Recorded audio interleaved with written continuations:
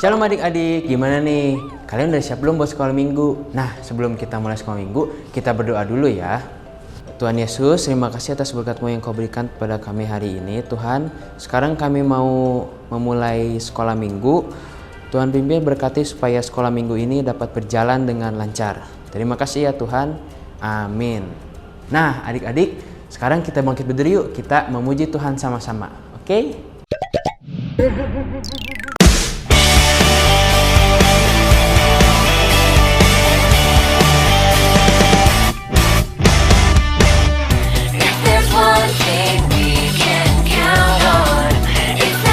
Will never let us down, and we can trust everything He does. He keeps His promises, we know, because yeah, the word of the Lord holds true. We can trust Him, we can trust Him. Yeah, the word of the Lord holds true. We can trust Him, we can trust Him.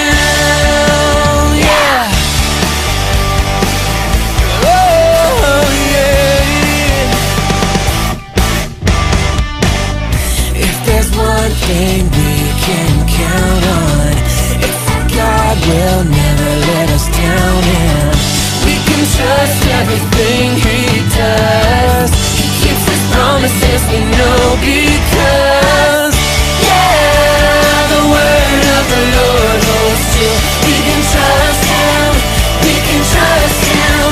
Yeah, the word of the Lord holds true. We can trust Him, we can trust Him. Yeah, the word of the Lord holds true.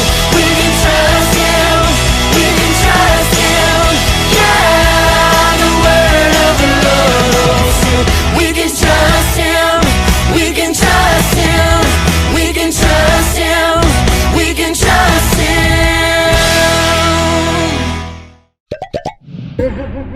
Shalom adik-adik, gimana kabarnya nih? Pastinya luar biasa dong. Nah, minggu ini kita mau bahas firman tentang tertutup karena diri sendiri.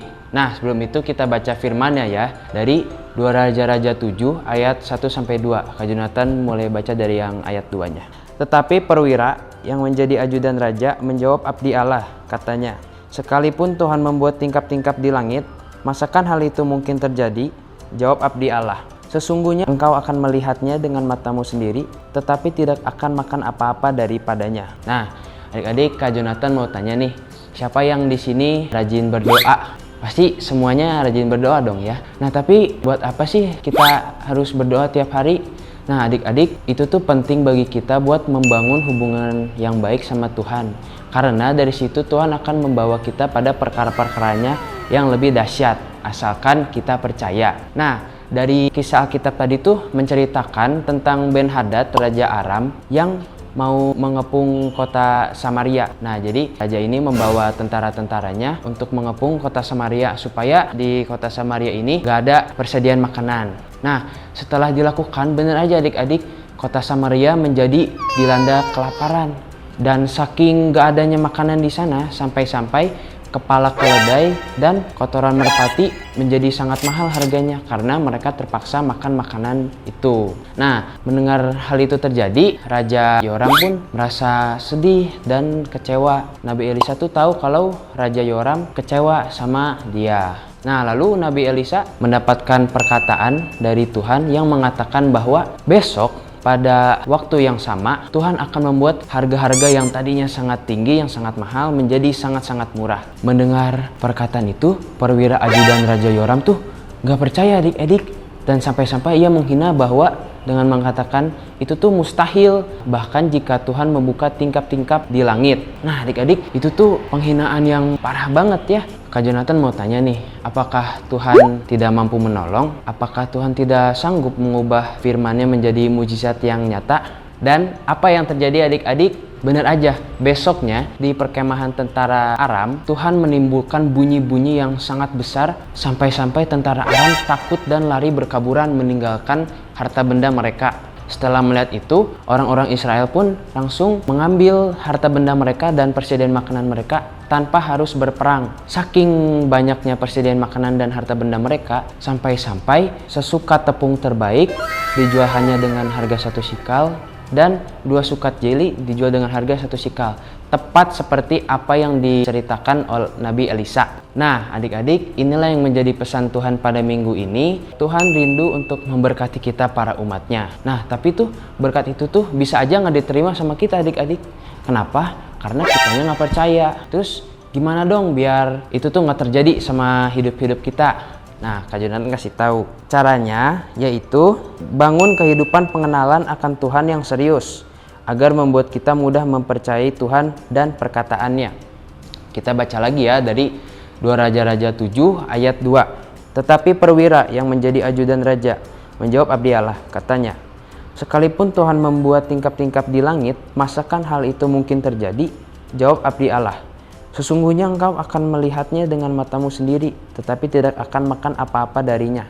Nah adik-adik, ada yang menarik nih. Perwira ajudan raja kan orang Israel. Nabi Elisa juga orang Israel.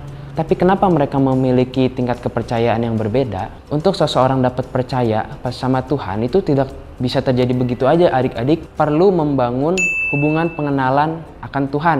Contoh nih, misalnya adik-adik ketemu sama orang gak kenal. Terus orang gak kenal itu bilang ke adik-adik misalnya, ayo om anterin pulang. Pasti adik-adik mungkin takut ya, atau mungkin adik-adik gak mau karena adik-adik gak mengenal sama orang itu. Beda kalau misalnya orang tua adik-adik, misalnya papa kalian misalnya bilang, ayo papa anterin pulang. Pasti adik-adik mau karena adik-adik percaya.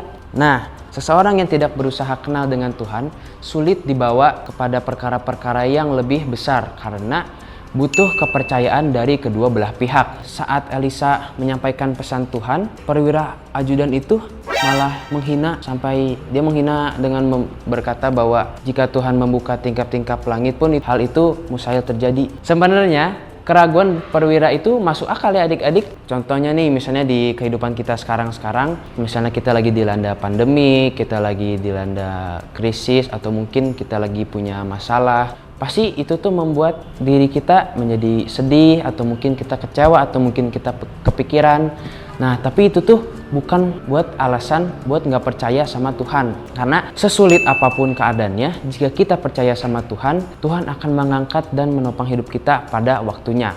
Nah, adik-adik, mau tahu kelanjutan ceritanya? Saat orang-orang Israel menerima mujizat lawatan itu, perwira ajudan raja itu mati tidak mendapatkan apa-apa karena dia diinjak-injak oleh orang-orang yang berebutan untuk mengalami mujizat lawatan dari Tuhan. Asalkan kuncinya apa? Kita harus percaya sama Tuhan. Nah adik-adik, ini yang menjadi pesan Tuhan pada minggu ini. Masih banyak berkat-berkat Tuhan menanti kita di depan. Butuh adanya kepercayaan dan bangunan hubungan yang baik dari kita dengan Tuhan, karena dengan itu Tuhan akan membawa kita pada perkara-perkaranya yang lebih dahsyat. Asal kita percaya, Tuhan akan menolong dan menopang hidup kita di waktu yang tepat. Amin untuk firman-Nya adik-adik. Tuhan Yesus memberkati. Activity time. Shalom adik-adik. Nah, karena hari ini hari ayah, kita bakal bikin aktivitinya, bikin dompet yang bakal dikasih ke orang tua, ke papa kalian. Nah, jadi ini tuh di dalamnya tuh ada kartu-kartu, dan ini di Kak Jonathan isinya tuh ada kayak ada quotes, ada surat-surat yang Kak Jonathan tulis, terus ada profil dari orang tua kalian boleh. Terus di sini ada hiasan juga, dan di dalamnya ada uang, tapi bukan uang. Ini uangnya adalah berisi ayat-ayat Alkitab. Nah, jadi biar setiap papa kalian bawa ini tuh, papa kalian selalu ingat sama ayat-ayatnya ini.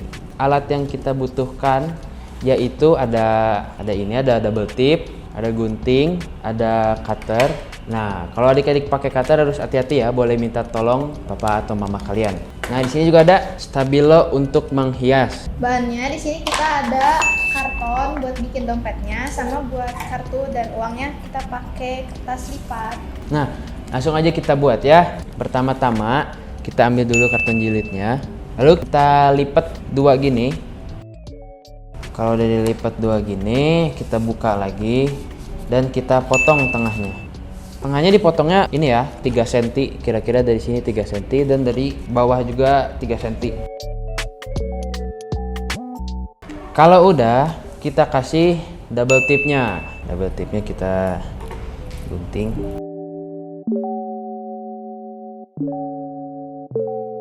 Nah, kalau udah dibuat gini, kita lipat ke dalam.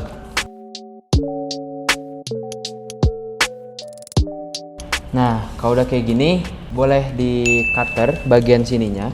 Ini udah Kak Jonathan cutter. Ini tuh ukurannya 8,5 karena si kartu ininya tuh 8 cm ya, 8 kali 6. Nah, ini buat Nyimpan kartu-kartu. nyimpan kartunya di dalam sini, nanti diselipin. Kak Jonathan bikin 3.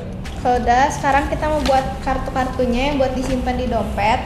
Kita pakai kertas lipat, ukurannya itu 8 kali 6 ya adik-adik. Adik-adik boleh bikin mau lebih dari 3 juga nggak apa-apa. Makin banyak makin bagus. Nah, adik-adik, ini tuh boleh kalian isi, misalnya kalian punya quotes atau curahan hati kalian yang kalian mau kasih ke papa kalian, kalian boleh tulis di sini. Doa juga boleh ya. Doa juga boleh. Sekarang sambil menunggu kita bikin kartu, kita bikin buat uangnya. Uangnya itu kayak gini, bagi 2 kertas origaminya. Nah, kalau udah kita buka lagi, kita gunting tengahnya. Nah, nanti di sini kalian boleh tulis ayat-ayat yang berhubungan dengan Hari Ayah. Misalnya Kak Jonathan di sini tulis Lukas 15 ayat 20, ada juga Ratapan 3 ayat 22 sampai 23, ada juga Mazmur 103 ayat 13. Nah, contoh-contohnya kayak gini, nanti adik-adik tulis. Boleh pakai stabilo, boleh pakai bolpen atau spidol juga boleh, sesuai kreasi kalian. Nah, adik-adik, kalau udah jadi kita kumpulin. Nih, ini sudah Kak Jonathan hias. Sudah ditulisin, sudah dihias juga. Langsung kita masukin ke dompetnya. Habis itu kita masukin ini yang udah kita bikin. Langsung kita masukin uangnya ke dalam sini.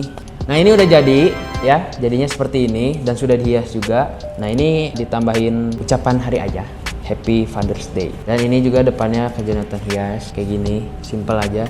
Simple tapi bermakna ya. Nanti boleh kalau udah jadi kalian kasih ke papa kalian ya. Selamat mencoba, Tuhan Yesus memberkati.